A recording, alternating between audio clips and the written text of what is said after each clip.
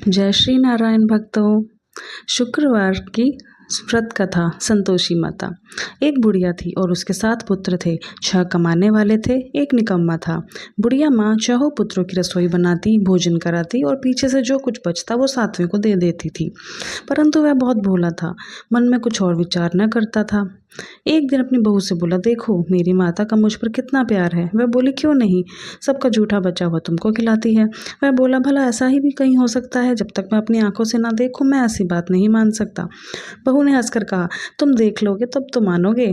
कुछ दिन बाद बड़ा त्योहार आया। घर में 7 प्रकार के भोजन और चूरमा के लड्डू बने। वह जांचने को सिर दर्द का बहाना कर पतला कपड़ा सिर पर ओढ़कर रसोई घर में ही सो गया और कपड़े में से सब कुछ देखता रहा। शहो भाई भोजन करने आए। उसने देखा माँ ने उनके लिए सुंदर सुंदर आसन बिछाए हैं, 7 प्रकार की रसोई बनाई है और आग्रह करके जिमाती है। वो देखता रहा। शहो भाई भोजन करके उठे तब माता ने उनकी थालियों में से लड्डुओं के टुकड़ों को उठाया और एक लड्डू बनाया। जूठन साफ कर बुढ़िया माँ ने पुकारा, उठो बेटा, शहो भाई भोजन कर गए, अब तू भी कर ले। वो कहने लगा, माँ मुझे भोजन नहीं करना है, मैं परदेश जा रहा हूँ। माता ने कहा, कल जाता हो तो आज ही चला जा। वह बोला, हाँ हाँ आज ही जा रहा हूँ। यह कहकर वह घर से निकल गया। चलते चलते बहू की याद आई। वह गौशाला में उपले थाप रही थी। वहीं जाकर उससे बोला, मेरे पास तो कुछ नहीं, अंगूठी है सो ले ले और अपनी कुछ निशानी मुझे दे दे। वह बोली, मेरे पास क्या है, ये गोबर भरा हाथ है। यह कहकर उसकी पीठ में गोबर के हाथ की थाप मार दी। वह चल दिया। चलते चलते दूर देश में पहुंचा। वहां पर एक साहूकार की दुकान थी। वहां जाकर कहने लगा, भाई मुझे नौकरी पर रख लो। साहूकार को जरूरत थी, बोला रह जा। लड़के ने कहा, वेतन क्या दोगे? साहूकार ने कहा, काम देखकर दाम मिलेंगे। साहूकार की नौकरी मिली। बस 7 बजे रात तक नौकरी बजाने लगा। कुछ दिनों में दुकान का सारा लेन देन, हिसाब किताब, ग्राहकों को माल बेचना, सारा काम करने लगा। साहूकार के 7-8 नौकर थे। वह ये सब चक्कर खाने लगे कि यह तो बहुत होशियार बन गया है। वह 12 साल में ही नामी और सेठ बन गया और मालिक सारा कारोबार उस पर छोड़कर बाहर चला गया। अब बहू पर क्या बीती सो सुनो। सास ससुर उसे दुख देने लगे। सारी गृहस्थी का काम करके उसे लकड़ी लेने जंगल में भेजते। इस बीच घर की रोटियों के आटे से जो भूसी निकलती उसकी रोटी बनाकर रख दी जाती और फूटे नारियल के खोपरे में पानी। इस तरह दिन बीतते रहे। एक दिन वह लकड़ी लेने जा ही रही थी कि रास्ते में बहुत सी स्त्रियां संतोषी माता का व्रत करती हुई दिखाई दी। वहाँ खड़ी होकर कथा कहकर सो बोली, बहनों यह तुम किस देवता का व्रत करती हो और इसके करने से क्या फल मिलता है? इस व्रत के करने की कोई विधि है क्या? यदि तुम अपने व्रत का विधान मुझे समझाकर कहोगी तो मैं तुम्हारा एहसान मानूंगी। तब उनमें से एक बोली, सुनो, यह संतोषी माता का व्रत है।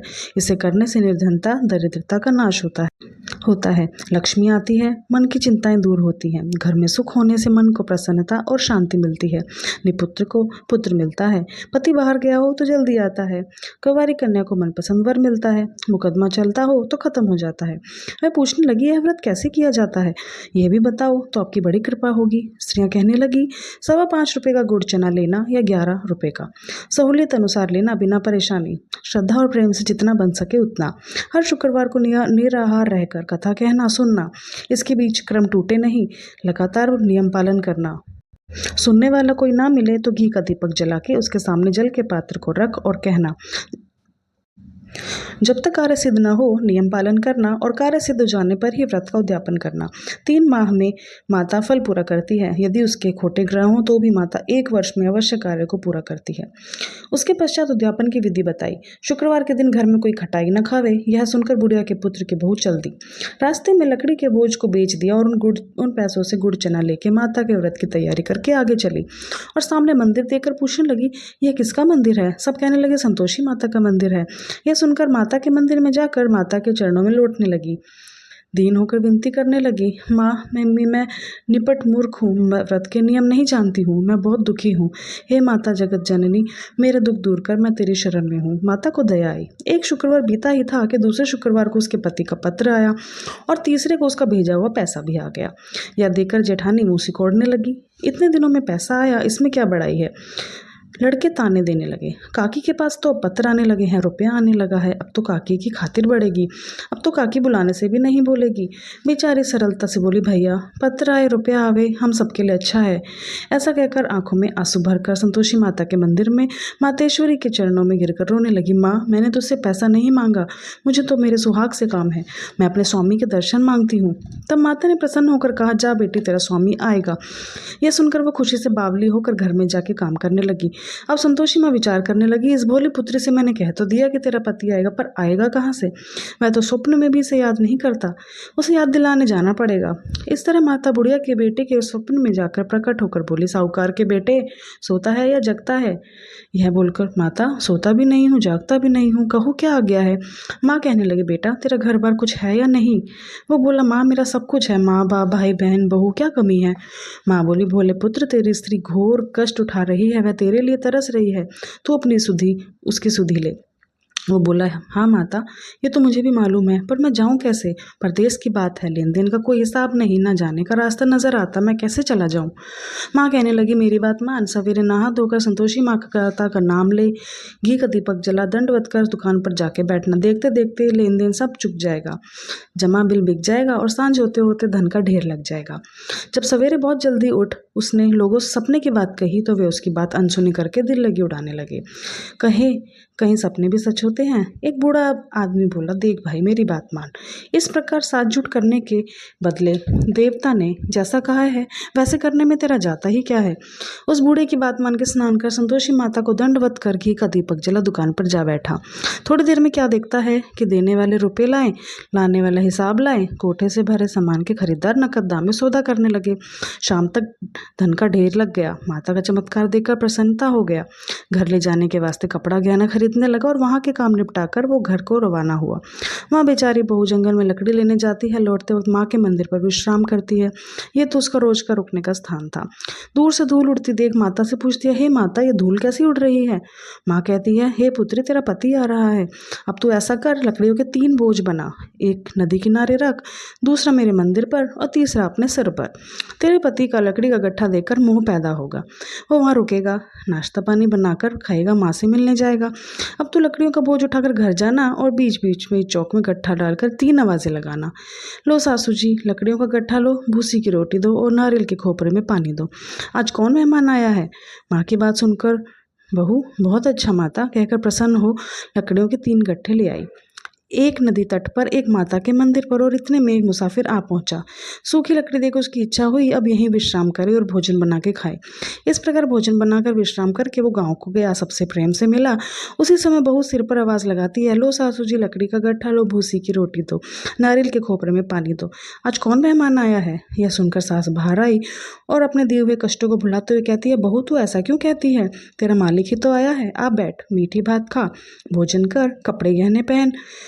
इतने में सुनकर उसका स्वामी बाहर आता है और अंगूठी देखकर व्याकुल हो जाता है। माँ से पूछता है, माँ ये कौन है? माँ कहती है, बेटा ये तेरी बहू है, आज 12 वर्ष हो गए तो गया है, तब से सारे गांव में जानवर की तरह भटकती फिरती है, काम काज घर का कुछ करती नहीं, आकर चार खा जाती है और अब देखकर भूसी की रोटी और नारियल के खोपरे में पानी मांग रही है। बहू लज्जित होकर बोला, ठीक है माँ मैंने इसे देखा है और तुझे भी देखा है, अब मुझे दूसरे घर की ताली दो, मैं उसमें रहूँगा। तो माँ बोली, ठीक है बेटा जैसी तेरी मर्जी, कहकर ताले का गुच्छा पटका दिया। उसने ताली ले दूसरे कमरे में जाकर तीसरी मंजिल के ऊपर खोलकर अपना सारा सामान लगाया।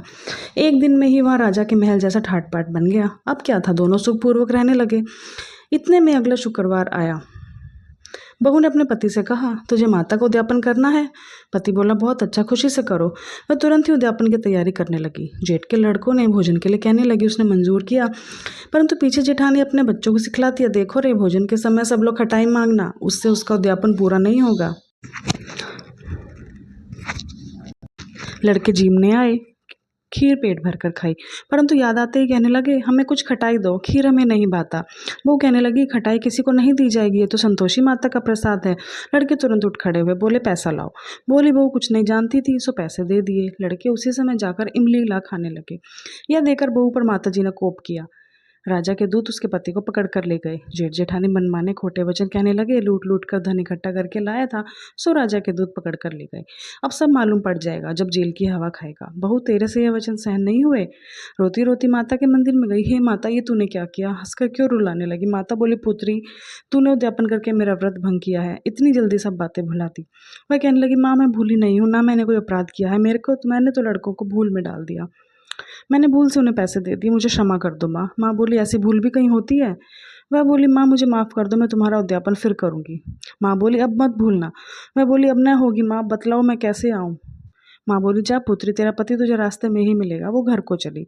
रास्ते में उसका पति आता मिला। उसने पूछा, तुम कहाँ गए थे? तो वह कहने लगा, इतना धन कमाया है, उसका कर राजा ने मांगा था तो वही भरने गया था। वह प्रसन्नता से बोली, भूला हुआ, अब घर चलो। कुछ दिन बाद फिर शुक्रवार आया। वह बोली, मुझे माता को उद्यापन करना है। पति ने कहा, करो। फिर वह जेठ के लड़कों को खाने को कहने गई। जेठानी ने 1-2 बातें सुनाई और लड़कों को सिखा दिया कि तुम पहले की तरह ही खटाई मांगना। लड़के कहने लगे, हमें खीर नहीं भाता, जी बिगड़ता है, कुछ खटाई दो। वह बोली, खटाई तो खाने को नहीं मिलेगी, आना हो तो आओ। फिर ब्राह्मणों के लड़के ला भोजन कराने लगी। यथाशक्ति दक्षिणा की जगह 1-1 फल दिया। इससे संतोषी माता प्रसन्न हुई। माता की कृपा होते ही 9वें मास उनको चंद्रमा के समान सुंदर पुत्र प्राप्त हुआ। पुत्र को लेकर प्रतिदिन माता के मंदिर जाने लगी। माता ने सोचा, ये तो रोज आती है, क्यों ना मैं इसके घर चलूं, इसका आसरा देखूं तो सही। यह विचार कर माता ने भयानक रूप बनाया। गुड़ और चना से सना मुख, ऊपर सूंड के समान होठ, उस पर मधुमक्खियां भिनभिना रही थी। दहलीज में पांव रखती उसके साथ चिल्लाई, देखो रे, कोई चुड़ैल डाकिन आ रही है, लड़कों इसे भगाओ, नहीं तो ये किसी को खा जाएगी। लड़के डरने लगे और चिल्लाकर खिड़की बंद करने लगे। बहू रोशनदान में से देख रही थी। प्रसन्नता से पगली को चिल्लाने लगी, आज मेरी माता जी मेरे घर आई हैं। यह कहकर बच्चे को दूध पिलाने से हटाती है। इतने में सास का क्रोध फूट गई। बोली, इसे देखकर कैसे उतावली हो रही है जो बच्चे को पटक दिया। इतने में माँ के प्रताप से जहाँ देखो वहीं लड़के ही लड़के नजर आने लगे। मैं बोली, माँ जी, मैं जिनका व्रत करती हूँ ये वही संतोषी माँ है। इतना कहकर झट से सारे किवाड़ खोल देती है। सबने माता के चरण पकड़ लिए और विनती कर कहने लगे, हे माता, हम मूर्ख हैं, हम अज्ञानी हैं, हम पापी हैं, तुम्हारे व्रत की विधि नहीं जानते। तुम्हारा व्रत भंग करके हमने बहुत बड़ा अपराध किया है। हे माता, आप हमारा अपराध क्षमा करो। इस प्रकार माता प्रसन्न हुई। माता ने बहू को जैसा फल दिया वैसा सबको दे, जो पड़े उसका मनोरथ पूर्ण हो। बोलो संतोषी माता की जय। अब संतोषी माता की आरती। जय संतोषी माता मैया, जय संतोषी माता, अपने सेवक जन की सुख संपत्ति दाता। मैया जय संतोषी माता, सुंदर चीर सुनहरी माँ धारण कीन हो, हीरा पन्ना दम के तन सिंगार लीन हो। मैया जय संतोषी माता, गेरू लाल छटा छवि बदन कमल सोहे, पंद हसंत करुणा मई त्रिभुवन जन मोह। जय संतोषी माता, स्वर्ण सिंहासन बैठी चंवर जरू प्यारे, धूप दीप नैवेद्य मधुमेवा भोग धरे न्यारे। मैया जय संतोषी माता, गुड़ अरुचना परम प्रिय तामे संतोष कियो, संतोषी माता कहलाई भक्तन वैभव दियो। माता जय लक्ष्मी संतोषी माता, शुक्रवार प्रिय मानत आज दिवस वैभव दियो, भक्त मंडली आई कथा सुनत मोही। मैया जय संतोषी माता, मंदिर जगमग ज्योति मंगल ध्वनि छाई, विनय करे हम बालक चरणन सिर नारी। मैया जय संतोषी माता, भक्ति भाव में पूजा अंगीकृत कीजे, जो मन बसे हमारे इच्छा फल दीजे। मैया जय संतोषी माता, दुखी दरिद्री रोगी संकट मुक्त किए, बहुधन धान्य भरे सुख सौभाग्य दिए। मैया जय संतोषी माता, ध्यान धरो जन तेरो मन वांछित फल पायो, पूजा कथा श्रवण कर घन आनंद आयो। मैया जय संतोषी माता, शरण गए की लज्जा रखियो जगदम्बे, संकट तू ही निवारे दयामयी माँ अम्बे। जय संतोषी माता, संतोषी माँ की आरती जो कोई नर गावे, रिद्धि सिद्धि सुख संपत्ति जी भर के पावे। मैया जय संतोषी माता, संतोषी मैया की जय।